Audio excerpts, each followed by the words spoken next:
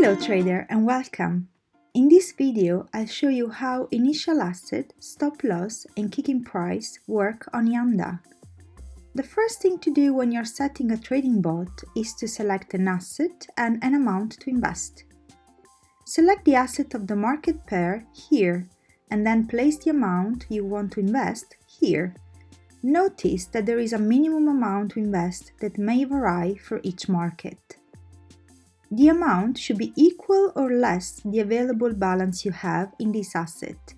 You can check the balances here. The stop losses will terminate the trading bot when the market falls or the selected percentage. In that case, 25% will be the default one for each market. Then you have the kicking price. With this, you can set the price at which the bot will start trading. This is a good feature to use when you want to enter the market if, for example, you're waiting for a dip. This is it for now. In the next video, I'll show you how to choose the expected profits, terminate with, and lock-in profits settings. I'll see you in the next one.